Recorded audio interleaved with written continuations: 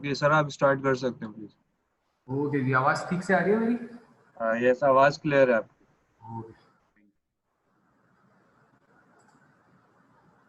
अस्सलाम वालेकुम एवरीवन। बिस्मिल्लाहिर्रहमानिर्रहीम। Myself Dr. Syed Farhan Ahmed. I'm a consultant urologist, and today we'll be discussing about two major topics. One is hematuria and the other is acute urinary retention. So let's begin with hematuria. By definition, it is the presence of four or more than four RBCs in urine DR report, which is known as per high power field, is known as hematuria. So we divide hematuria into two major subdivisions: microscopic and macroscopic.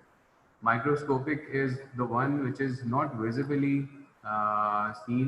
It is seen on the microscope, and when we see more than 4 RBCs per high power field, then we say this is significant microscopic hematuria.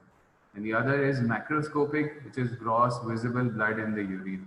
But yes, once we are dealing with hematuria, we should always look for the sample, how the sample is collected.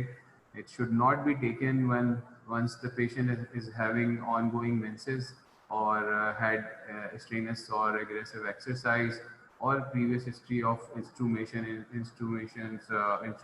for last 2-3 days or the same day, like catheterization or endoscopies, cystoscopy, urethroscopy. So about the causes, hematuria can be divided into three major portions, like pre-renal hematuria, hematuria causes, and post-renal hematuria causes. Pre-renal hematuria causes of hematuria can be coagulation disorders. A patient is having any type of bleeding disorders or clotting disorders. Pseudohematuria can be because of the drug-induced discoloration of the urine, like use of the beads, dye, or laxatives. And at the level of renal, the causes can be because of the stones, or history of trauma, tumors, infections, glomerulonephritis, or vascular malformations, like AV malformation can bleed off and on, and the blood comes into the urine in a periodic way. And post-renal causes can be again stones, trauma, tumor, and infections. So how can we evaluate hematuria? So first of all, the most important thing is detailed history and examination, because we have seen there are multiple reasons of hematuria. So if we have taken a good history with a complete examination, then only we can make a good differential diagnosis, and we can work on that. Laboratory investigation include complete blood count to assess blood film microscopic details like WBCs, RBCs, platelet counts, and infection and the rate of infection. And urinalysis means detailed report of urine along with culture and sensitivity. So to differentiate between fresh RBCs and RBC cast, this is again very important when you are dealing with microscopic hematuria. The question arises if it is pre-renal or renal, and if it is because of the renal primary pathology or because of the stones or tumors. So they are two different entities. So if you see a urine DR report that shows RBC cast or dysmorphic RBCs, that suggests that the blood is coming through the glomerulus, because it is filtered through the glomerular filtration, and the RBC, the shape of the RBC becomes dystrophic, and it comes as RBC cast. And if it is coming through the system fresh bleeding, then the RBCs are in their real shape, and they are known as fresh RBCs. Other is culture and sensitivity to assess infective organisms along with their sensitivity to different antibiotics. What is the role of radiological investigation and what to do? Ultrasound, initial investigation, we try to remain non-invasive initially, and then we upgrade our investigation according to the need. So ultrasound is the most non-invasive procedure. So it gives you a general anatomical information of the kidney, ureter, and bladder, along with the presence of or the query of tumors, stones, or any other abnormality in the anatomy. CD urogram is basically a new term that we use now, is the term used for CT scan done with the contrast, oral and IV contrast. The IV contrast is given and then the pictures are taken of the whole kidney, ureter and bladder in the secretory and excretory phase to evaluate the excretory system of the KUB. So most widely used and recommended tool to further assess organic anomalies, stones, tumors in upper and lower tract, urinary tract system. They are completely evaluated with the CT urogram. The other options can be cystourethropy. It is the gold standard to assess pathologies, especially in lower urinary tract, and we can take biopsies in the same setting. So it is also a therapeutic procedure. What is the management of hematuria? Obviously, because there are multiple reasons of hematuria, so broadly speaking, we have to treat the underlying cause. And what can be the underlying cause? Pre-renal causes is the correction of the coagulation disorders, and other causes like drug induced. So we have to stop all those drugs that can cause coagulation disorders or staining of the urine with RBCs.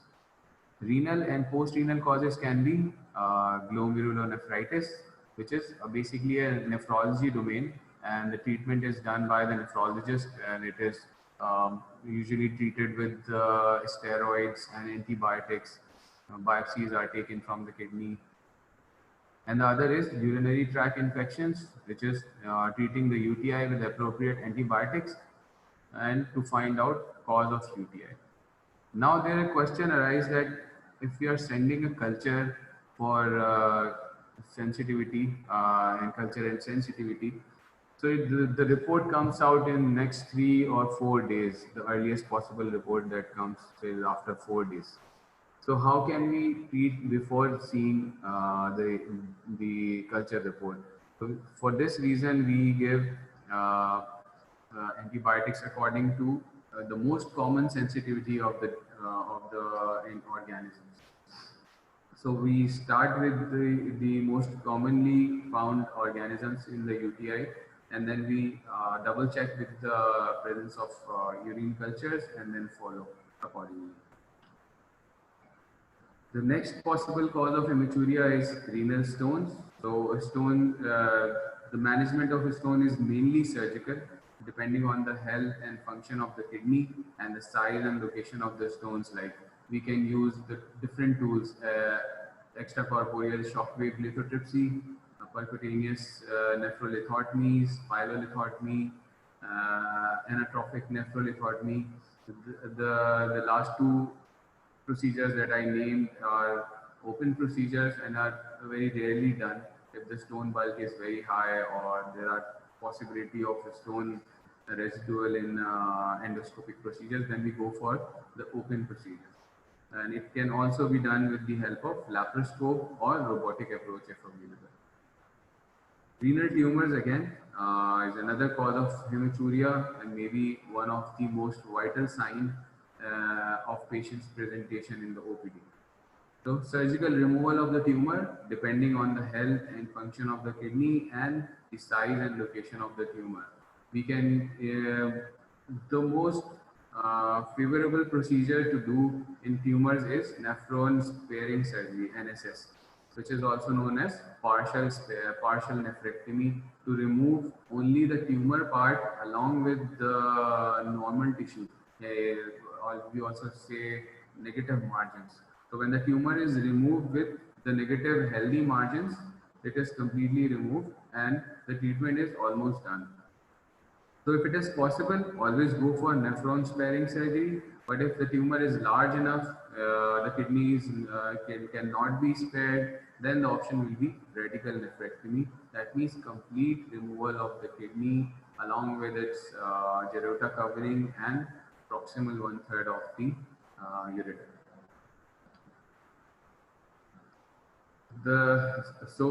Coming down from kidney to the ureters, there can be stones, there can be tumors, and both can cause hematuria. So for stones, we have majority of the centers we have laser machines and lithoclast machines. So we, with the help of endoscope, ureteroscope, we localize the stone and we do laser fragmentation of the stones. Or we can also use open or laparoscopic surgery for open removal of the stones. Tumor, as we already discussed, the options are same: radical nephroureterectomy, or if there is only solitary kidney and have tumors, then we can use nephron sparing surgeries.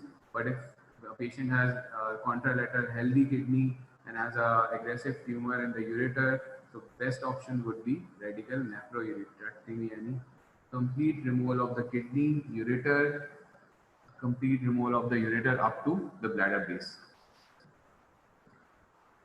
What are the bladder causes? Can be again stones. The option will be cystolitholopexy or laser fragmentation of the stone and removal or open surgery. Tumors can be done with the help of transurethral resection of the tumors and further to be assessed on the basis of histopathology. If the tumor is organ confined, we can remain with the endoscopic procedures.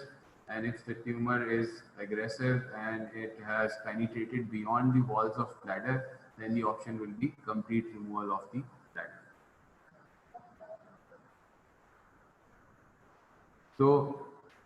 So far we have discussed the definition, causes, how to evaluate.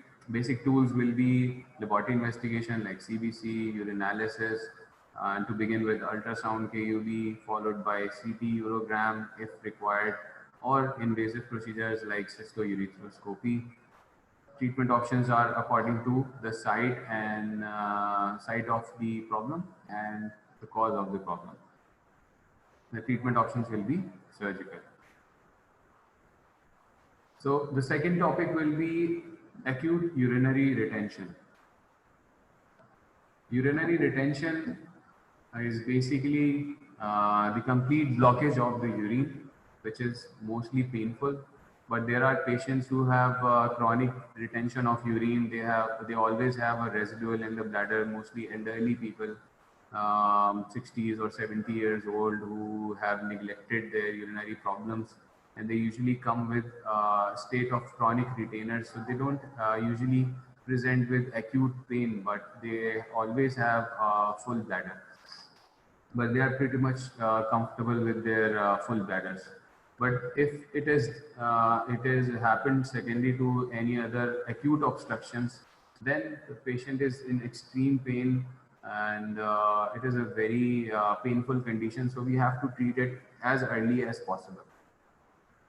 So again, if the patient is in pain and is unable to give you a detailed history in a very calm manner, so it is always advisable to relieve his pain first and then talk to the patient about his history and examination. So if a patient comes to you with acute urinary retention and it's in extreme pain, it is always advisable to pass a Foley's catheter. And once patient is comfortable enough, we can take a detailed history and examination later on. So pass a Foley's catheter, relieve pain and acute symptoms, then take detailed history and examination. If the urethral catheterization is attempted but failed, it happens sometimes that patient has a previous history of stone passage or previous history of catheterization or pelvic traumas, anything associated with the distal urethra or bladder. So it always have a query of urethral strictures or bladder outlet obstruction secondary to any scarring. So in these patients, it is not always possible to pass a Foley's catheter that easily, like in naive patients. But in a patient like these, we always have an option of passing suprapubic catheter, suprapubic cystostomy, which is done infraumbilically with the help of ultrasound machine. This is portable ultrasound available in almost every emergency room. So we can use it to see the bladder and volume, and then we proceed.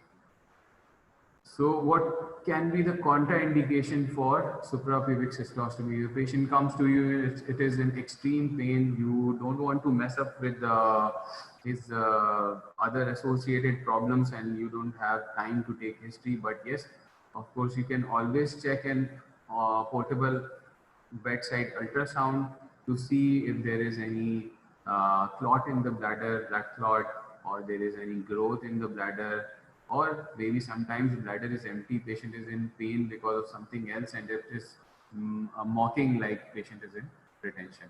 So there are a few contraindications for suprapubic cystostomy. One of the major contraindication is when the bladder is empty.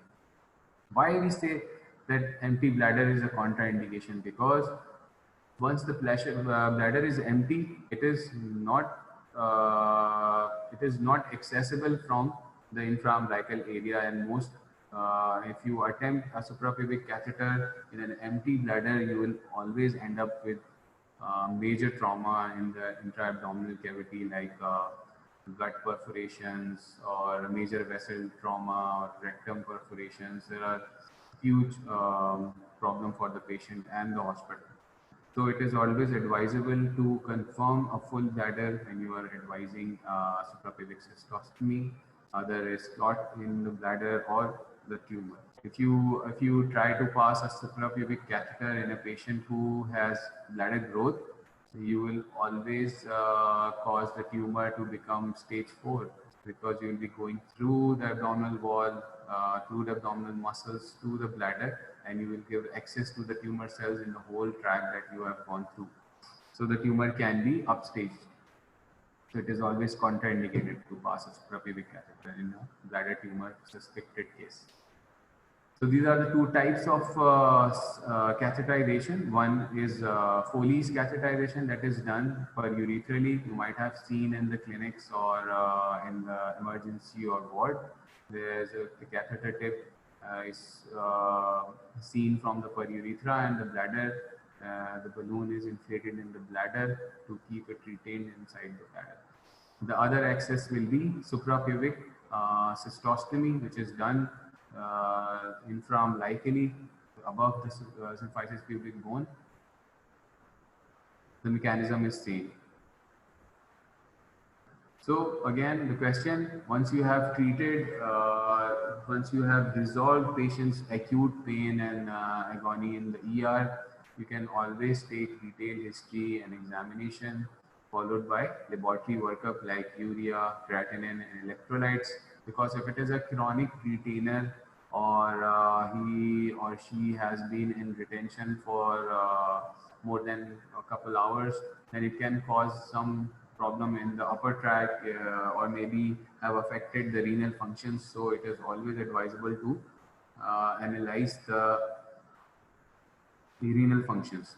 So the most common laboratory workup that we advise to see renal function is urea, creatinine, and electrolytes.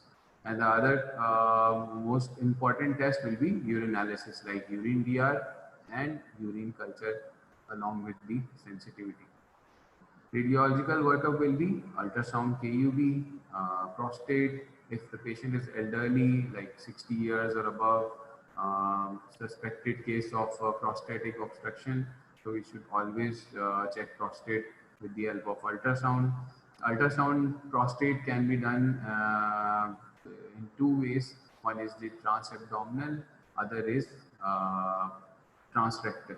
The transrectal ultrasound prostate, which is the most accurate ultrasound to do if patient is comfortable enough. Otherwise, you can always do it per abdominally, like other ultrasounds done in recent procedure. The other test will be ureterogram. So indication of ureterogram is when there is failed catheterization, and you had difficulty in passing catheter per urethrally, or patient gives a history of previous stricture management, and somehow he was lost to follow-up, and now he has presented with acute urinary retention. So it is not always possible to pass a Foley's catheter in a patient who gave you history like that. So we pass a suprapubic catheter, and then we do ureterogram, which is done both ways, antegrade and retrograde, which means the ureterogram basically done in the X-ray, and we pass contrast to see the tract. So we pass the contrast perurethral up to the bladder, and then we see this is known as retrograde ureterogram, and then we pass the contrast through the suprapubic catheter, fill the bladder, and then ask the patient to void, ask the patient to micturate. So when the contrast goes down to the obstructed area, it gives you the exact site and size of the blockage. It can be stone, which is usually visible on a plain X-ray, or it can be stricture, which is visible when the contrast goes through that diseased area. So it gives you a clear picture of a stricture or a stone. So there are specialized investigations like cystoscopy. If all the other tests are done and they are negative for any possible cause, you can always go for cystoscopy, which gives you a very detailed view of the urethra up to the bladder.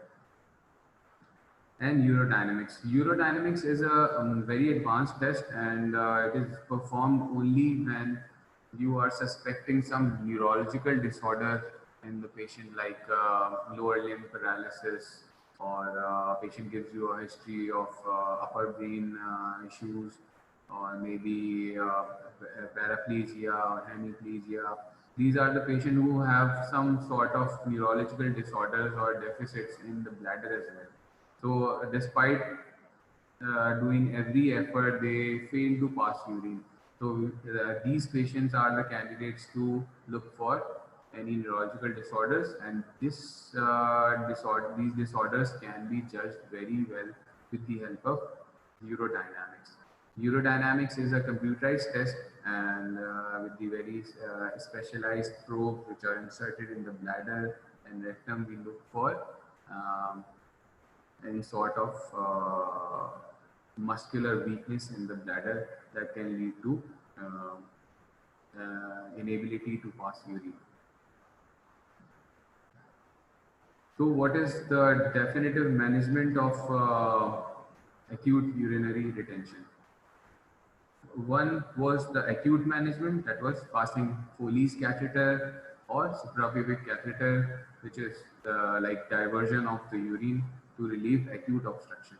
Then the second option will be evaluation of the patient, then what actually is the problem he's facing or she is facing, and then we proceed with the definitive management after our final diagnosis. So on the basis of our final diagnosis, treat the cause. Like possible causes can be meatal stenosis. This is a very common problem, mostly in childhood. Babies who have a very small or narrow meatus that leads to near obstruction, and these babies have a crying pattern while voiding. They have pain and discomfort, and they always strain while passing urine. Urethral stricture is post-trauma consequence. So you always have a history of road traffic accidents or straddle injuries, or any previous history of instrumentations like catheterization, endoscopy, cystoscopy, urethrooscopy, or any previous history of transurethral procedures like prostate resection, bladder resections, etc. So these all can cause urethral stricture. So if you have taken a detailed history and you have asked everything that was related to the current problem, you might have made a very good differential diagnosis to lead to the final diagnosis. So other causes can be urethral or bladder stones, which is again treated with the help of endoscope. Cystoscope, we go through perurethally, we laser fragment the stone, and then we remove it in a piecemeal. Bladder stone, again, if it is large enough, the option will be open removal of the bladder stone, but There are latest advancement like laser machines. We have Holmium gag laser in our institution. So we always go through the laser fragmentation of the large stone into multiple small stones, and then we can always crush them again and remove it perurethrially, and we don't have to make any stab incision in the lower abdomen. Other causes will be prostatic enlargement. Prostatic enlargement is again a problem of the elderlies, usually come up after 60s or 70s. Mostly we say that after 70 years of age, almost 90% of the patients, 90% of the male individuals have bladder outlet obstruction issues. Some have severe issues, some have moderate issues, but they always have some sort of problems in their urinary habits. The last option will be spinal injuries. Again, it has everything to do with the neurological deficits. It can be from the upper higher centers, the nutrition center, brain injuries, and then coming downwards to the spinal area, the spinal injuries. Usually it is seen that bladder and rectal area are supplied by S123, S234 sacral जो plexus होता है वहाँ से, तो S234 की अगर injury है तो उसमें likely chances हैं कि उनका bladder outlet obstruction हो और वो secondary to neurological deficit हो. The other causes will be lumbar spinal injuries that can again lead to bladder outlet obstruction. If it is minor injury, these neurological deficits are reversible, and they usually come back to routine after we say 12 weeks to 6 months. And if it is a major injury, complete cut off of the spinal cord, then the problem is permanent, and these patients are always have a plan B to empty their bladder. Some have catheterization, long-term catheterization for lifelong. Some have asked to catheterize themselves. They learn to pass catheter twice or thrice a day and empty their bladders. It's not a very acceptable condition, acceptable way to do it, but this is the most simple way to keep their bladders empty and to have a normal life. So that was all about hematuria and acute management of acute urinary retention, followed by definitive